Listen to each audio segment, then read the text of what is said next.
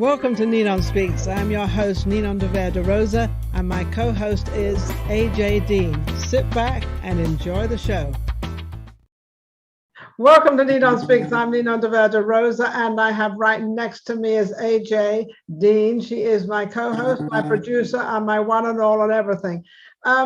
This show started just over a year ago. We did not realize it would sort of reach this far, but it's gravitating speed very fast, and it's doing extremely well.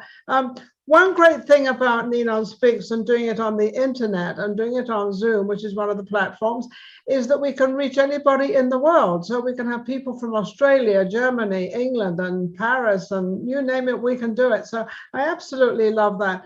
I also would like to thank all of our guests, previous guests that have been on. They've been amazing, and they've made us what we are.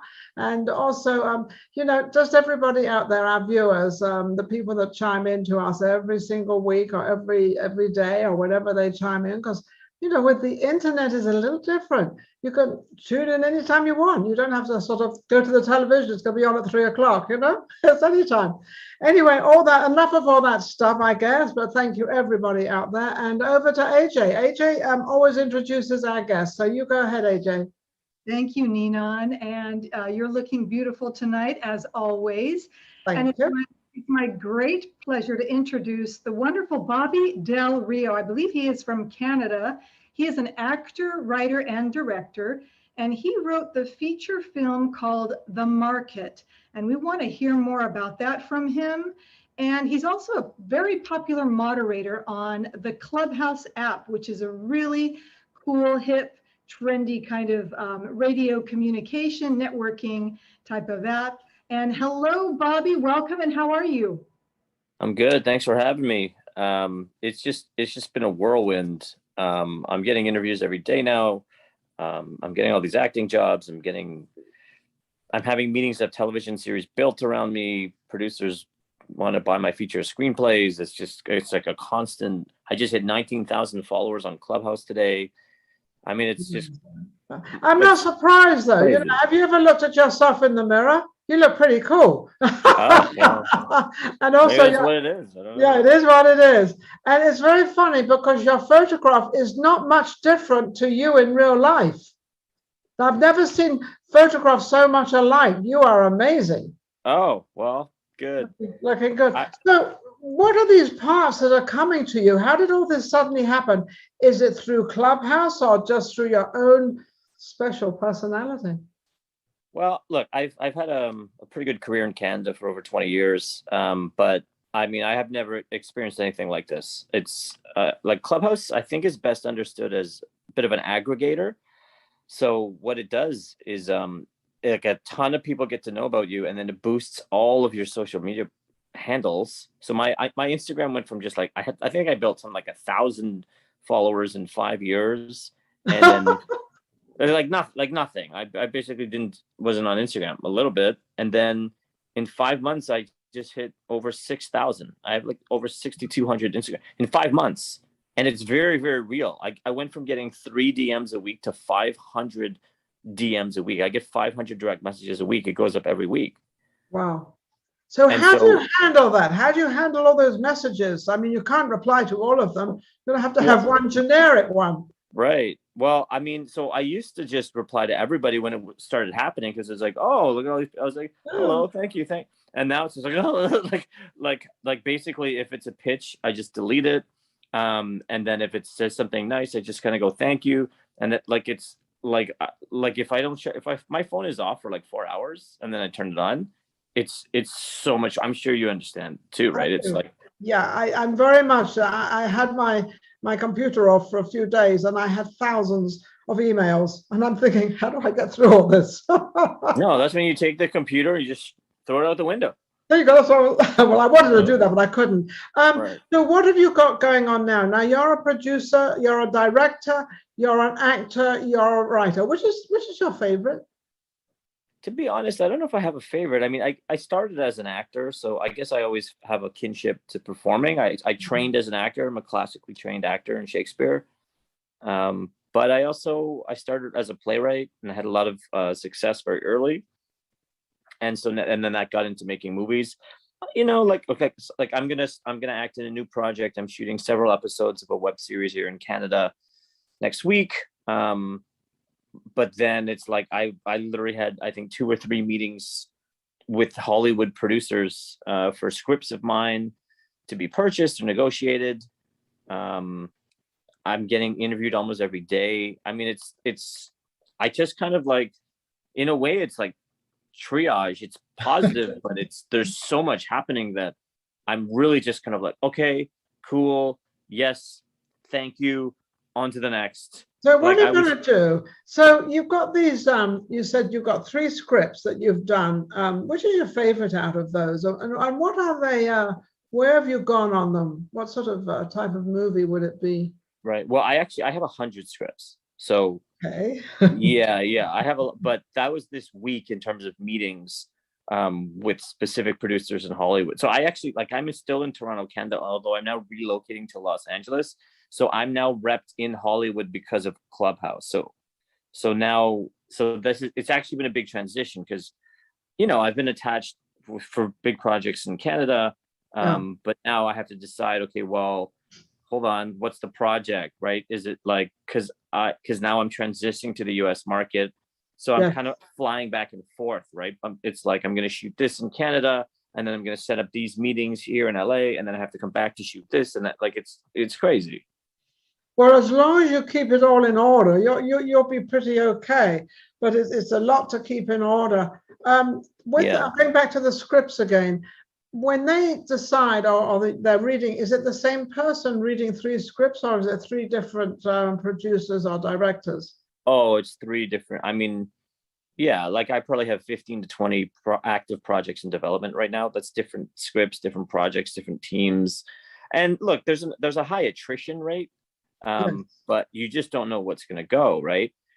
But then also sometimes I'm attached as the director, right? Sometimes I'm attached as the star. Like, I had somebody contact me 2 weeks ago, like, do you want to be the star of this feature film? I'm Of like, course you do. yes. Hello. Right. So it's amazing what is coming my way. Every day I get a new job offer, sometimes a small one, sometimes a big one. And so I'm just saying yes to everything within reason.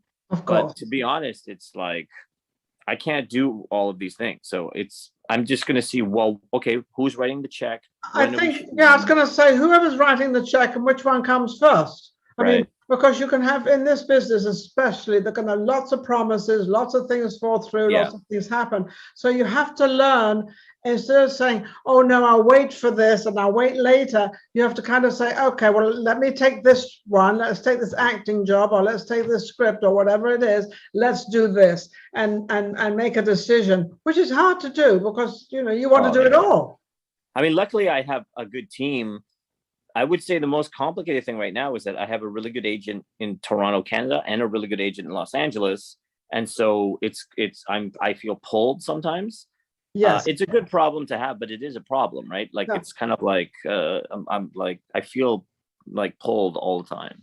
And do they try to decide which you should do, or are you able to decide that yourself? Who can decide that? I mean, look, my agents are really experienced and really kind, and we get along really well. So definitely, like, it's a conversation. Yes. But they have different points of view, right? And they're in different countries, and what they do think of agents and people like this, they think of the bottom line a lot, because of the money. They've got the money coming in, they're in for the money. I'm not saying your two are, but on a whole, everybody's out there to make money. And the bottom line is we all want to make money, whether we're acting, writing, screening, whatever we're doing. Sure. So I would imagine that's a bit of a tearaway between. Do they both get on, your agents, one, the Canada one and the one in Los Angeles? Well, to be honest, like, so this is like, I get along with them really well. And to be honest, the fact that they're focused on money is good. I mean, that's why they're there, For me, it's more about where am I going to live, right? Because I'm auditioning for I can't say the name of the studio, but I just auditioned for a huge Hollywood director in Canada for this major series, and then but also in LA. Like, it's like there's just so much coming at me. I think what I'll probably do is just go back and forth, right? I mean, it's like I'll shoot I here, think fly. I think that's what you're going to have to do. I think you're going to Yeah. have to work it between both your ages, and also work it between what you can do and how you can fit two of them in Yeah. at the same time. And I'm quite sure you can do that, because you seem to be quite capable of getting to where you've got, and you've done very, very well. You started out as an actor?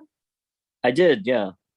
And any particular first movie that was you had a leading part, or I mean, the first movie I did, I definitely did not have a leading part. I had one line in an HBO movie called Cheaters with Jeff Daniels, and I played a stoner, and I decided it'd be a good idea to do the role high.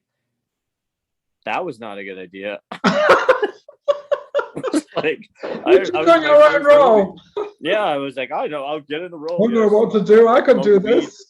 And then it's like literally, it's like I'm like, it's like one scene, but it's like, oh, it's like, you know, on set you're shooting over and over and over and over and over again. And my scenes with Jeff Daniels, right? It's like I'm working with Jeff Daniels, and I was like 20 or something, and I grew up watching all his movies. Of course. And I was high, and it was just weird. I was like, what's going on right now?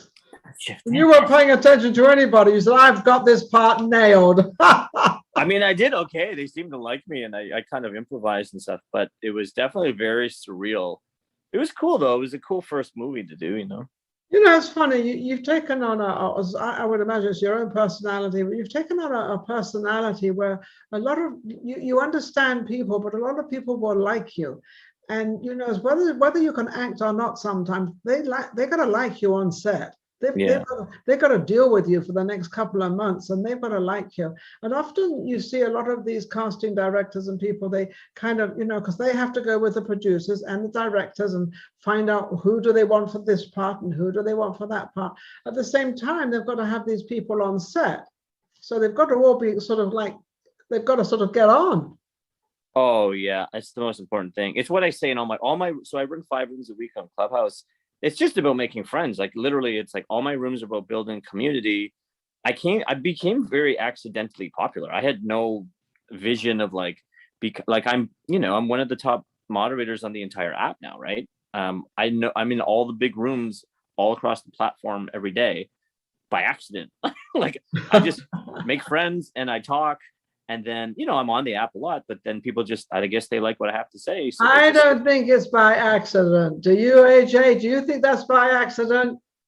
Now, AJ and I are on Club, aren't we, on this Club thing? Yes, right. We're on Clubhouse too, and we would love to work with you, Bobby, with more rooms and help you as well. Ninon's a great local celebrity in Las Vegas. So we can do that. I did want to ask you though, Bobby, what are you most proud of for your film credits? Well, definitely my feature film, right? It's my directorial debut, The Market. It's a gangster movie about Wall Street. It's available on Amazon Prime in the US and the UK. And the reason that I'm most proud of that, and I've worked quite a lot, right? I've made a lot of things in the film and television industry, but that's like my first feature. I'm having meetings for many other features now, but it was really, really hard to do. It started as a play. I had no intention of turning it into a movie, and then 50 to 100 people in my audience, when we did it as a play, said this has to be a movie. Wow. And that had never even occurred to me. Like upon reflection, I can see, if you look at it, because it's sort of like Glenn Ross with guns.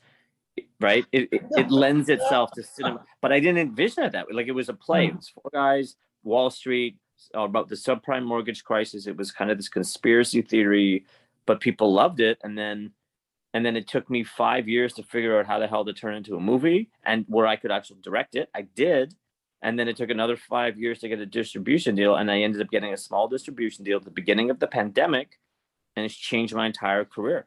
Oh, so that was recent. Yeah, I mean, that's about a year ago that I got that distribution deal. And again, I've done a lot in Canada, but not as a filmmaker, really. No. Like I did maybe 10 shorts, you know. I directed every episode of a web series I'd created. We sold the television in Canada. But this, like a feature film as a director is really like I may never need to make another movie, right? Like I've gotten so much work from one movie that I'm like, oh, well, do I need to make another one? Hey, so Bobby, I was going to say, wait until you do your second one, see what happens then. Yeah. Well, you know what's funny is that it's like it's actually led to a lot of opportunities in television, because I guess like feature films in a way they're almost a dying art form, because there's almost no revenue model for feature films anymore, unless you get like you're doing like those big action movies, or like with the studio you're doing a superhero movie or something. But like, you know, you're not really going to make money even if you get into prestigious film festivals, you win all these awards. It's not really a money maker. It's almost not really money. But isn't it because of Netflix? A lot of your actors and actresses are making Netflix movies and all Lulu movies and different movies now. I don't think the actual big movies will go away. I think they're always going to be there, like you said.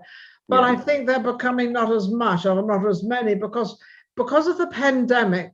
Fortunately or unfortunately, whichever way you are on the fence, whichever side you are, it's given you a different way to kind of live and conduct your life. And more of it is actually in the home. And people have found it's very convenient to be at home to work and to eat and to be there and to be with the family. Oh, yeah. It's changed everything completely.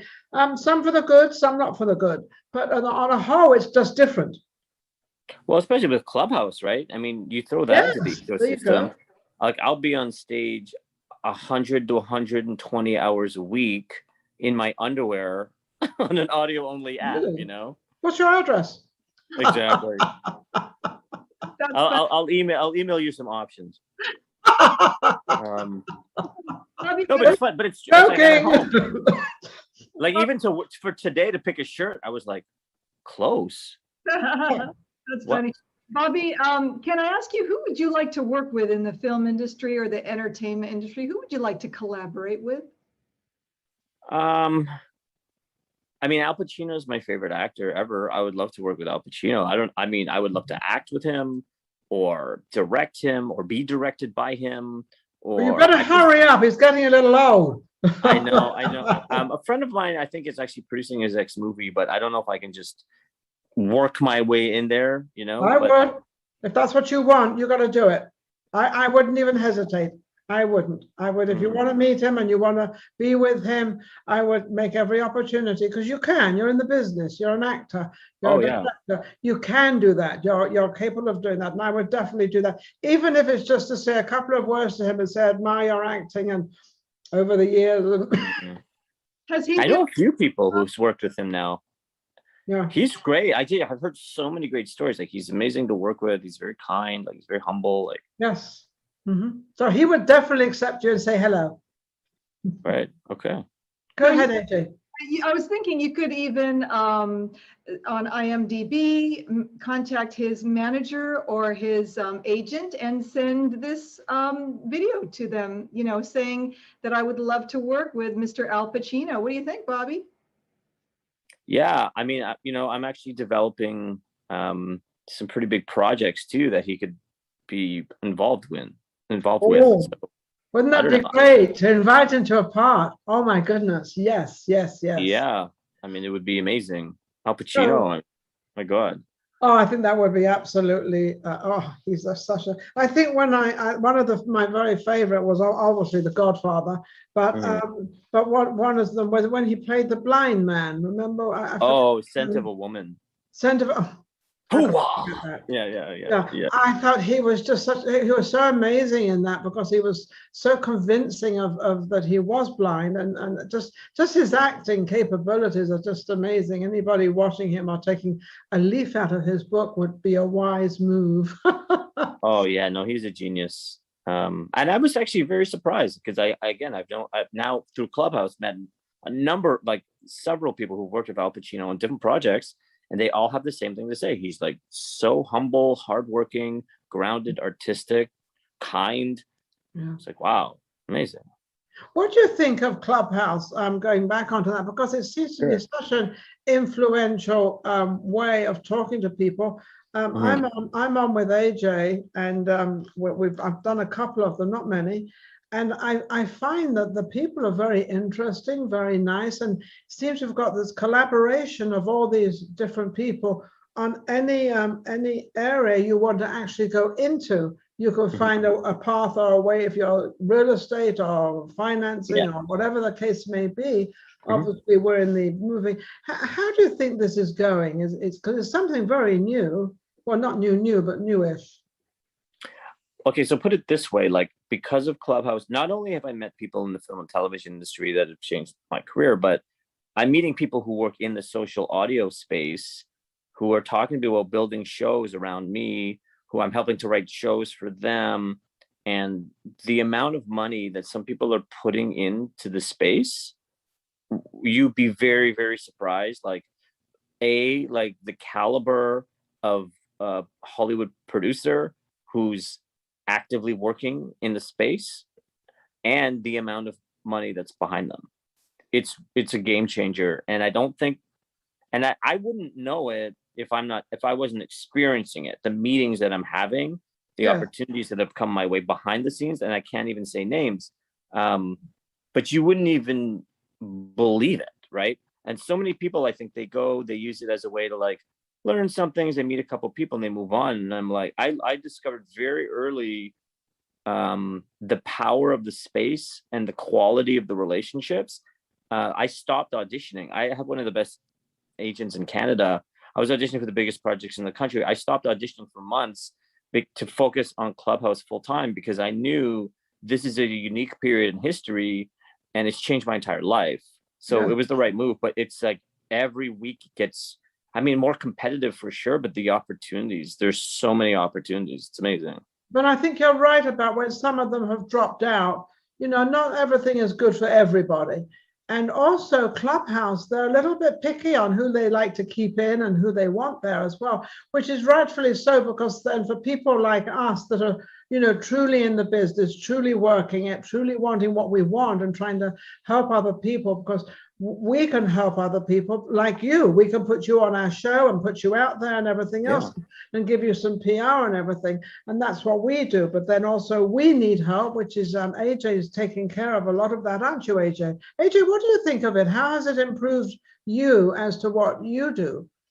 Well, I love Clubhouse because it's about building relationships. And it really goes back to the old radio days for me, where you can be transparent and authentic, and you can be yourself, and you can network, but you mostly can get to know people, really great people, and you can share ideas and you can possibly have business opportunities. So I think it's wonderful.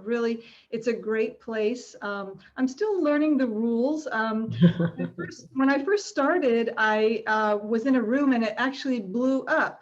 And what I mean by that is it disappeared, right, Bobby? So that happened. Yeah. Can you talk a little bit about that? I can. What happened? Blew up.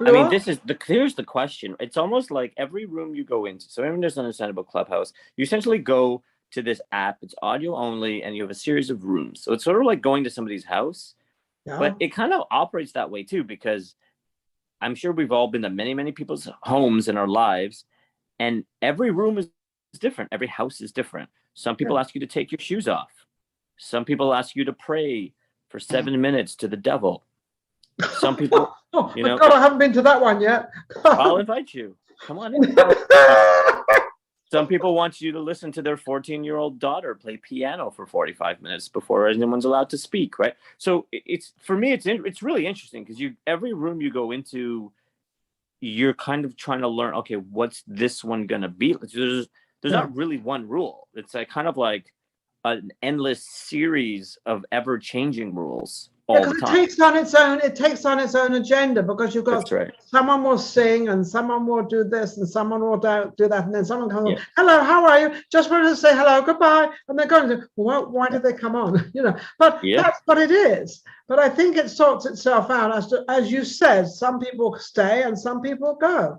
But I think it's amazing. I think it's a wonderful, wonderful opportunity. I wish I'd had that when I was younger.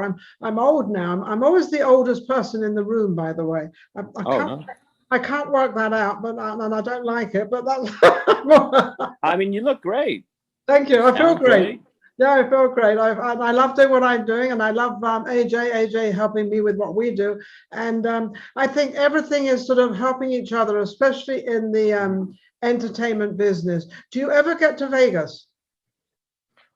Yeah. So do you know Credit Ninja? My friend Credit Ninja, Leanne, she lives in Vegas. So I'm definitely planning a trip there for sure. Okay, well, when you come here, make sure you let me know because I'll get you on my other show, which is Vegas Live with Ninon. That's a live show. Great. Yeah, I'm coming. Yeah, that's a show I've had for 6 years. And then actually, we started this show, Ninon Speaks, because of the pandemic and also because of AJ. AJ had been tagging me for about 2.5, 3 years. And after that, I decided to find out who this woman was because every time I put something up, her little AJ would be up there. And little AJ would be like, who's AJ? Who's this AJ? And now here we are. See what happens? You know what? I have been interviewed about 40 times in the last 3 months because of Clubhouse. Yes. And I will say that you are a very professionally run podcast, right? Like you do a very good job. It's like multiple press releases, like multiple promo, like good graphics, like lots of lead time. I think what you're doing is excellent. Well, we're trying to get up there bigger and better and sort of, practice makes perfect. And we're trying to get out there and sort of, maybe make this a real show as well, because I know that's what AJ would love. But she works very hard on it. But at the same time, and AJ will vouch for this, that when she first came on, she knew nothing. She had no idea anything. She didn't know which end was up. And but all my life I've been teaching people anyway. That's one of the main things I do is I help people. I actually teach people and help people to make all the next moves and everything. So she was the ideal person to actually do, and we've done amazingly well. But it's the same as you in your business, in your acting business. I don't know. You said you've got people working for you that help you, and when you've got those people behind you, it makes a big difference, doesn't it? Oh, yeah. And we're very similar because all my rooms are about community and helping other people and building solidarity. I support women. I support people of color. I support LGBTQ plus. It's all about creating equality amongst all humans, right? That's what I'm doing. Absolutely. And I think, when some of us are given the gift of being able to help other people, I think we should release that gift and actually help other people. I'm now getting myself involved in, and there's a homeless thing here. There's the director of music for Manilo, and I'm helping with the homeless people now with his wife, Valerie. And it's just, you've got to help. You've got to, because you've been given a gift. And you've definitely been given a gift, Bobby. Yeah, I don't know what it is, but apparently. Oh, I know what it is. It's your personality. Oh. And you're pretty good looking. I don't know. I haven't seen you running around the house yet, but I probably won't ever. But I think you're in the right direction. What are your plans right now? You say you're going to try to move to Los Angeles as well as live in Canada. How's that going to work for you? Going to get a place in Los Angeles? Okay. Well, I have a girlfriend in Los Angeles. Handy. So. Yeah, no, as our relationship builds and we get along really well, we're, starting to build a plan together. Oh, that's nice. Yeah, so it's cool. It's a complicated life though, right? It's like, because I have a lot of work here, a lot of work opportunities here, as well as Los Angeles, as well as New York, actually. So I'm just kind of like going with it, making the best decisions I can, and just trying to be as grounded and humble as I can, which is not always so easy because it's like, I feel like I'm in the middle of a tornado all the time, but I just try to stay calm and rational. Yeah. I think that, if I had to give you any advice, I think I would have to ask you yourself to just relax, sit down and relax and find out which is the best opportunity or best avenue you would like to take on right now. I know you said it's the first one that comes along, but then maybe the other one you like better. So I think you need to sort of sit down and relax. Is your girlfriend in the same business? No, she's a psychologist. Oh, well, she's going to keep you straight. Yeah, exactly. Yeah. Oh well, I'll talk to her and tell her to keep you calm. Yeah, no, she's great, and she has some interest in the industry in a sort of a consulting way, but she's a doctor, right? So it's nice to like have that sort of objectivity and like a grounded human to help me navigate through, this industry can be so crazy. Absolutely, but she's going to see things that you don't see, and that's where Yeah. she's going to help you. She's going to Yes. see things when you're sort of, getting a little bit anxious or nervous or worried, and she's going to say, come on, Bobby, come and sit down, and let's just talk about this, and let me help see how we can get you through this. So I think you've got a great partner there. I think that sounds wonderful. Yeah, no, it's working out really well. Now, when you started, how old were you when you started and you decided you want to be an actor? Oh, well, I mean, I'm sure you heard about the famous Wally the Woodchuck performance I had in grade 2. I haven't heard about that one, but it sounds pretty cool. 2 years old. At my school, it was my school play in London, Ontario, in Canada. There's probably 50 people there. World famous production. I was Wally the Woodchuck. I set the world on fire. I don't know. I was just always like in plays just my whole life. So it's funny because I was also sort of like a math prodigy. So I went to the University of Toronto, which is one of the best universities in Canada. And I went and studied, like math and accounting and economics. Oh, lovely. Just what you wanted, right? And yeah, but I got really depressed because I was always doing. Of course, I would get depressed too. And then I remember I skipped like a month of calculus, but then I got cast as the lead in a couple plays, and I would show up early for rehearsals. But it was funny because I'd skipped all my classes that day, but showed up 10 minutes early for rehearsal. Of course, that's what you wanted. It's what you liked, what you enjoyed. So you couldn't wait to get there. So you started as a very young, started at 2 years old, the woodchopper. Yeah. Wally the Woodchuck in grade 2 changed everything. Absolutely, changed everything for you. Have you ever been in the music industry singing? Do you ever have? I've recorded an album as a singer-songwriter, so I play guitar and I write songs and I sing, but mostly as like a hobby. But I took many singing classes when I studied as an actor. So once I was in economics, I transferred to theater school, and so we took singing and dancing and Shakespeare. Cool. So you can. So if you have in a movie or in something, you have to dance. Well, dancing we know, but singing, and you get the guitar and you start doodle doodle doos. Oh, I can dance as well. I'm a break dancer. I mean, I can do a lot of things. I'm not getting jealous of your girlfriend. I'm just kidding. I'm just kidding. No. You got to fight her. She's feisty. She'll bite you. She'll just I'm sure. on your ankles. They both fought me and they've all won. Anyway, AJ, we only have a minute left. Oh my goodness gracious me. So I guess I have to turn around and say thank you to our audience out there, to everybody out there for tuning in. And also for Bobby. Bobby Del Rio is a fascinating character. He's in demand right now, very much so. So we give him all the breaks we can. We give him all the prayers we can, and we'll help you along that way. AJ, what would you like to say? Yes, he can be reached on Clubhouse, Bobby Del Rio. He's got a Facebook page. He also is on Instagram. So Good. Follow Bobby Del Rio and support him, and put some hearts and some likes on some of his posts. What would you like to say, Bobby? Well, I just want to say thank you both. You're so kind, and AJ's been a delight, and you're just brilliant, and I just appreciate and respect you both, and thank you for having me. You don't have to do that. It's nice. Oh yes, no, we don't. Nobody has to do anything, and you don't have to do anything either. But we do that, and we thank everybody out there. And we will tune in for our next show later on. Thank you very much, Bobby, for being our guest. AJ, thank you. Take care.